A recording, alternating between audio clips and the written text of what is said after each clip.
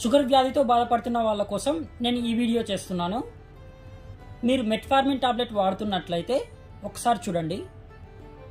Metformin tablet డైరెక్ట్గా ఇన్సులిన్ని release చేసి మీ రక్తంలో గ్లూకోజ్ లెవెల్స్ని తగ్గిస్తుంది అని అనుకుంటున్నారా? కాదు, చాలా తక్కువ మొత్తంలోనే రిలీజ్ చేస్తుంది. యాక్చువల్గా జరిగేది ఏంటంటే లివర్లో గ్లూకోజ్ తయారయ్యే శాతాన్ని తగ్గిస్తుంది. మనకు అవసరమైనప్పుడు లివర్ అనేది ఎనర్జీ కోసం గ్లూకోజ్ని తయారు చేస్తుంది.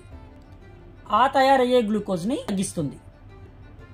దాంతోపాటు మీరు తిన్న ఆహారంలో గ్లూకోజ్ని చాలా తక్కువగా అబ్జర్వ్ అయ్యేలా చేసి ఇండైరెక్ట్గా ప్యాంక్రియాస్లో ఉండే బీటా సెల్స్ని యాక్టివేట్ చేసి చాలా తక్కువ మొత్తంలో ఇన్సులిన్ని రిలీజ్ చేస్తుంది. అంటే డైరెక్ట్గా ప్యాంక్రియాస్ని యాక్టివేట్ చేసి బీటా సెల్స్ నుంచి ఇన్సులిన్ని రిలీజ్ అయ్యేలా చెయ్యదు. కాబట్టి జాగ్రత్త పడండి. మీ ప్యాంక్రియాస్ ఏ విధంగా అయితే ఆరోగ్యంగా ఉంటుంది, అది ఆరోగ్యంగా ఉండడానికి ఏం చెయ్యాలి, ఇన్సులిన్ ఎక్కువగా రిలీజ్ అవ్వాలంటే మీరు ఏమేం కసరత్తులు చేయాలో అవన్నీ చేయండి.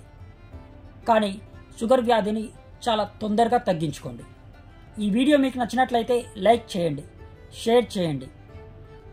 షుగర్ వ్యాధితో బాధపడుతున్న వాళ్ళకి ఈ వీడియోని ఖచ్చితంగా చూపించండి. వాళ్ళకు కూడా తెలుస్తుంది. టాబ్లెట్ ఒక్కటి వాడితే సరిపోదు. టాబ్లెట్తో పాటు మన దినచర్య మారిపోవాలి, మన అలవాట్లు మారిపోవాలి. అందుకే నేను ఈ వీడియోని చేస్తున్నాను. లైక్ చేయండి, షేర్ చేయండి, సబ్స్క్రైబ్ చేయండి.